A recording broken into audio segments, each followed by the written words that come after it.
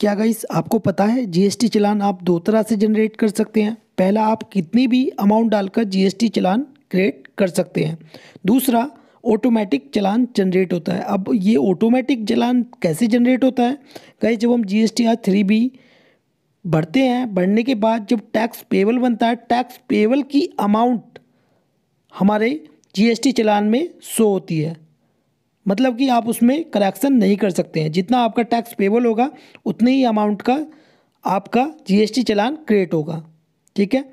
अब गाइस, दोनों चालानों के लिए चार तरह से आप पेमेंट कर सकते हैं। पहला, एनईएफटी आरटीजीएस। दूसरा, नेट बैंकिंग। तीसरा, ओवर द काउंटर। चौथा, कैश। कैश की लिमिट है 10,000 रुपये तक का टैक्स, जीएसटी टैक्स आप पेमेंट कर सकते हैं कैश से। ठीक है। तो गाइस, इस वीडियो में मैं आपको चार तरह से जीएसटी चालान क्रिएट कैसे करेंगे वो सिखाने वाला हूं। तो गाइस, मैं यश गौतम, आपका स्वागत है मेरे यूट्यूब चैनल पर। गाइस, चलते हैं वो वीडियो को स्टार्ट करते हैं। तो गाइस, सबसे पहले मैं आपको जीएसटी 3B से जो चालान जनरेट होता है वो कैसे होता है वो सिखाने वाला हूं। तो गाइस, हम आ गए हैं जीएसटी 3B में। 3B में आने के बाद हमारे सामने टिक मार्क करने के लिए ऑप्शन आते हैं। इसको हम नेक्स्ट कर देते हैं।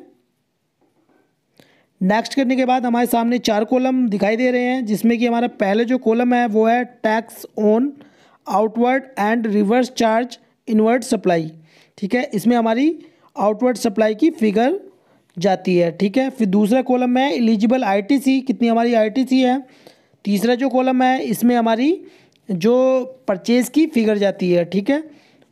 फिर चौथा जो कॉलम है उसमें इंटरेस्ट एंड लेट फी की अमाउंट है 810 रुपये CGST, 810 रुपये SGST में। ठीक है।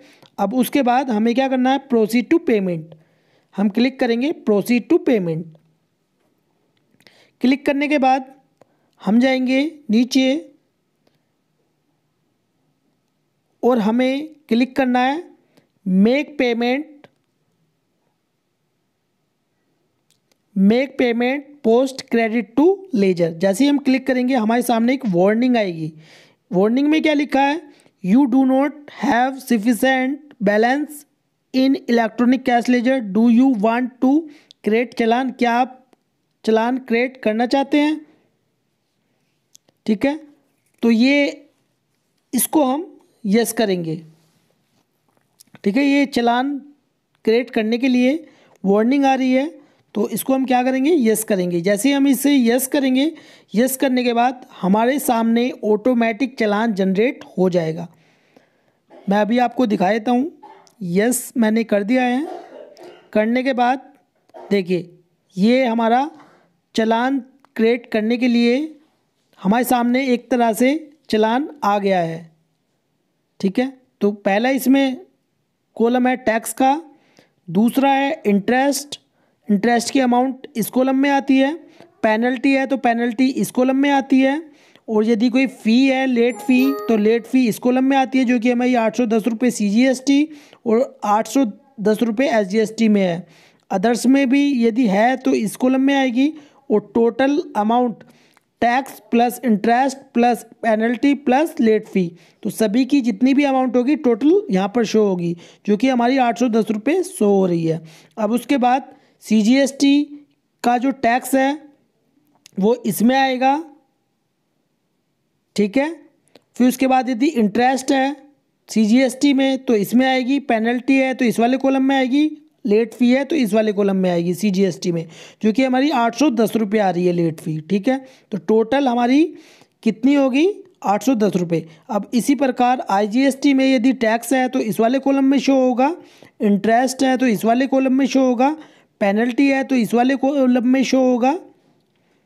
और यदि लेट फ़ी है तो लेट फ़ी IGST में इस वाले कॉलम में शो होगी। अदर्स है तो अदर्स वाले कॉलम में। इसी प्रकार हमारा सेज है, सेज का जो टैक्स है इस वाले कॉलम में शो होगा। इंटरेस्ट का इस वाले कॉलम में शो होगा। सेज का पेनल्टी है तो इस वाले कॉलम में शो होगी। सेज की लेट फ़ी है तो इस वाले कॉलम में होगी। और अदर्स है तो अदर्स वाले कॉलम में होगी। इसी प्रकार हमारी SGST का जो टैक्स है वो इस वाले कॉलम में शो होगा, और जो हमारी इंटरेस्ट है इंटरेस्ट वाले कॉलम में शो होगी, पेनल्टी है तो पेनल्टी वाले कॉलम में शो होगी, और यदि हमारी लेट फ़ी है तो वो हमारी लेट फ़ी वाले कॉलम में शो होगी, जो कि हमारी 810 रुपये लेट फ़ी है तो इस वाले कॉलम में शो हो रही है। अदर्स में हमारा कुछ भी नहीं है। टोटल हमारी कितनी होगी, CGST में 810 रुपये, SGST में 810 रुपये। देखिए अब हमारी टोटल चालान अमाउंट कितनी हो गई, 1620 रुपये। अब हमें जो चालान पे करना है वो करना है 1620 रुपये। देखिए अब इसमें आप ये जो चालान हम क्रिएट कर रहे हैं इसमें अमाउंट चेंज नहीं कर सकते हैं हम। अब मैं आपको पेमेंट मोड बताऊंगा। जैसे कि मैंने आपको बताया है 4 तरह से हम पेमेंट कर सकते हैं, e payment, over the counter, NEFT, RTGS और कैश। आप कहेंगे आपने तो 4 पेमेंट मोड बताए थे, ये तो 3 है। तो गाइस मैं आपको बता दूं इसमें और भी ज़्यादा हैं। तो पहला है ई पेमेंट, दूसरा है over the counter. Over the counter मतलब आप बैंक में जाकर चालान जनरेट करने के बाद जो चालान जनरेट होगा वो बैंक में जाकर जमा करा सकते हैं। अब ओवर द काउंटर के लिए आपको जिस बैंक में आपका अकाउंट है वो आपको चूज़ करना है, इसमें से उसे टिक मार्क करना है, ठीक है, जिस बैंक में आपका अकाउंट है, ठीक है। ओवर द काउंटर पर क्लिक करने के बाद आपको चूज़ करना है बैंक। बैंक के बाद यदि आप कैश के द्वारा GST चालान जमा कराना चाहते हैं तो नीचे 3 ऑप्शन दिए हुए हैं, कैश, चेक, डिमांड ड्राफ्ट, जिसको हम DD बोलते हैं। यदि आप कैश के द्वारा जमा कराना चाहते हैं तो कैश पर क्लिक करेंगे, सबसे पहले बैंक पर, फिर उसके बाद कैश पर। यदि कैश से जमा कराना चाहते हैं जिसकी लिमिट है 10,000 रुपये, यदि 10,000 तक आपका टैक्स है तो आप कैश के द्वारा जमा करा सकते हैं। फिर उसके बाद है चेक, ठीक है। यदि आप चेक से जमा कराना चाहते हैं तो चेक पर आप टिक मार्क करेंगे। यदि आप डिमांड ड्राफ्ट के द्वारा, जिसको हम DD बोलते हैं, DD आप जमा कराना चाहते हैं तो DD पर टिक मार्क करेंगे। टिक मार्क करने के बाद साइड में आप देख सकते हैं जनरेट चालान का ऑप्शन आ रहा है, उस पर आप क्लिक करेंगे तो आपका जो चालान है वो जनरेट हो जाएगा, GST चालान।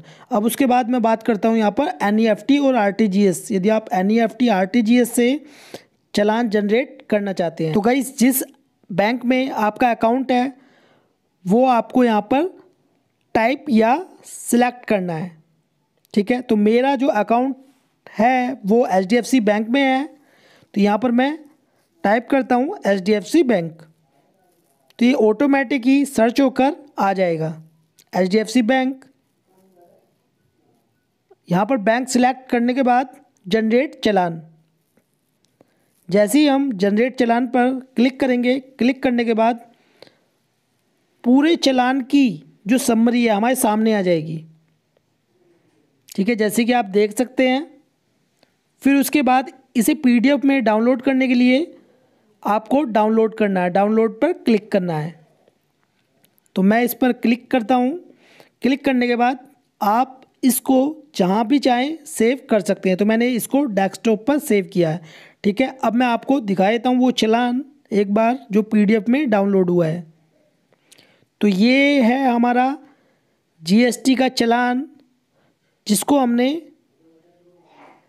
NEFT RTGS के द्वारा चालान जनरेट किया है। गाइस देखिए उसमें मैन 3 तरह से पेमेंट मोड दिए हुए थे, ठीक है। आप इसी प्रकार ही तीनों मोड के द्वारा GST चालान क्रिएट कर सकते हैं। तो ये आपके सामने GST चालान क्रिएट हो चुका है, ठीक है। अब गाइस ये तो हो गई GSTR 3B के द्वारा GST चालान क्रिएट करना। अब गाइस मैं बात करता हूँ यदि आपको अमाउंट डालकर GST चालान क्रिएट करना है तो आपको पे टैक्स पर क्लिक करना है। डैशबोर्ड पर जाइए, डैशबोर्ड पर जाने के बाद पे टैक्स, जैसे आप पे टैक्स पर जाएंगे तो आपके सामने इस प्रकार का फॉर्मेट दिखाई देगा जो हमने पहले चालान जनरेट किया था। अब देखिए उस चालान में आप फिगर नहीं डाल सकते थे। बट गाइस इसमें आप किसी भी कॉलम में जितना आपका टैक्स है वो डाल सकते हैं। अब जैसे मैंने डाला है CGST में 25,000 रुपये, SGST में 25,000 रुपये, और यदि मैं इसमें IGST में भी डालना चाहूँ तो IGST में भी हमारा इसमें आ जाएगा। जैसे कि मैंने इसमें डाला है 12,500 रुपये, तो टोटल चलान अमाउंट कितना हो गया 62,500 रुपये। यदि इसमें इंटरेस्ट, लेट फ़ी, पेनल्टी या अदर्स में भी कुछ है तो आप डाल सकते हैं और GST चालान को जनरेट कर सकते हैं, क्रिएट कर सकते हैं। जैसे मैंने इसमें फ़ीस में डाला है 100 रुपये CGST में और 100 रुपये SGST में, ठीक है। तो टोटल की जो अमाउंट है वो चेंज हो चुकी है, 62,700 रुपये हो गई है, और टोटल चालान अमाउंट 62,700 रुपये। अब उसके बाद देखिए पेमेंट मोड 3 तरह से दिए हुए हैं, जैसे कि मैंने आपको बताया था सेम वही है जो पहले आपको करके दिखाया था, ई पेमेंट के द्वारा, ओवर द काउंटर, NEFT और RTGS, ठीक है। उसी प्रकार ही इसमें भी वही मोड दिए हुए हैं पेमेंट करने के, over the counter, NEFT, RTGS, E payment. तो आप इसमें भी उसी प्रकार GST चालान क्रिएट कर सकते हैं, या आप ऑनलाइन भी पेमेंट कर सकते हैं ई पेमेंट में जाकर, ठीक है। ई पेमेंट में नेट बैंकिंग के द्वारा, तो इसमें सभी बैंक दिए हुए हैं। तो गाइस इसी प्रकार ही आपको GST चालान क्रिएट करना है। तो गाइस ये वीडियो आपको कैसी लगी प्लीज़ कमेंट बॉक्स में ज़रूर बताएं, और वीडियो आपको अच्छी लगी हो तो प्लीज़ लाइक कर दें और इस वीडियो को शेयर करें अपने फ्रेंड्स के साथ। वीडियो देखने के लिए धन्यवाद।